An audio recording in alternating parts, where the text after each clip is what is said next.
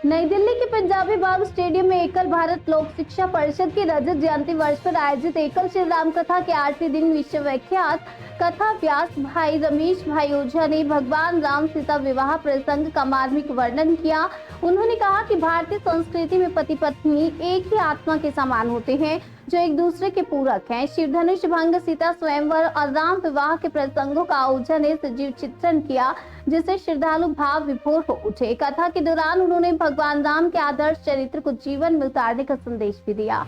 कार्यक्रम में दिल्ली विधानसभा के अध्यक्ष विजेंद्र गुप्ता और सांसद योगेंद्र चंदोलिया सहित कई विशिष्ट जन उपस्थित रहे। एकल अभियान द्वारा संचालित इस आयोजन में प्रतिदिन हजारों श्रद्धालु जुट रहे हैं। सहस्त्र चंडी महायज्ञ, सांस्कृतिक प्रस्तुतियां, एकल स्कूल की प्रदर्शनी और अयोध्या श्री राम मंदिर की झांकी भी आकर्षण का केंद्र बनी हुई है।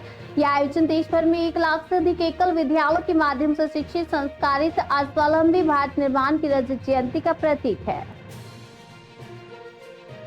श्री राम कथा तो बहुत सुंदर हो रही है, पर आप ये जाने कि हो क्यों रही है ये, इसका कारण क्या है कि उद्देश्य क्या है कि ये एकल विद्यालय का रजत जयंती समारोह मना रहे हैं सब मिलकर के, जो आज से 25 वर्ष पूर्व आदरणीय श्रद्धेय श्री अशोक सिंघल जी ने एकल विद्यालय की शुरुआत की थी।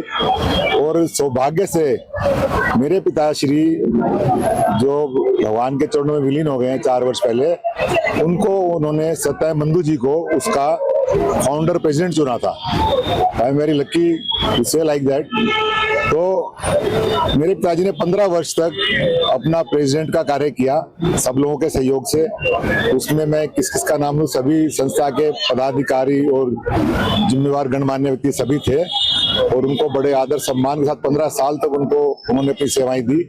वो सवेरे घर से तैयार होकर के 10 बजे आते थे, 2 बजे तक कार्यालय में बैठते थे साल हाउस में, और उनको जब कोई फोन था तभी वो खाने के लिए आते थे। तो शुरुआत में किसी भी संस्था को चलाने में बड़ी मेहनत लगती है। धीरे धीरे करके आज हमने 25 वर्ष पूरे किए। हमें लगता है जैसे कल की बात है, क्योंकि हमें समाज के हर वर्ग का सहयोग मिला। पहले हमारी राशि 16,000 रुपए पर स्कूल से शुरू हुई थी, जो आज बढ़कर 30,000 रुपए पर स्कूल हो गई है। मेरा नाम सीपी शर्मा है। मैं कजरिया सिरेमिक से head of the department retired. I was at the senior level, reporting to CMD. तो यहाँ जुड़ने के बाद आप मतलब मैं जो फील कर रहा हूँ वो जैसे पूरा स्काई पे यहाँ जो फीलिंग आती है ना, मतलब लगता है कि we are living the life.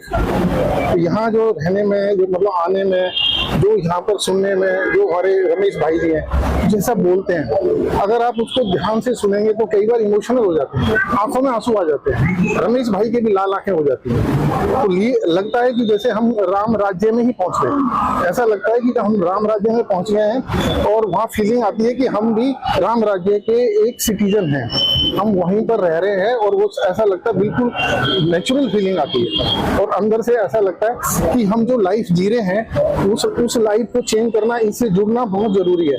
और सबसे बड़ा बेनिफिट ये है कि एकल में जुड़ने के बाद हम जो है, जो लोग डिप्राइव हैं, जिन लोगों को एजुकेशन नहीं मिल पाती, कई लोगों को एजुकेशन, वहाँ जो बच्चे उनको पता ही नहीं है, कई स्कूल तक नहीं देखा।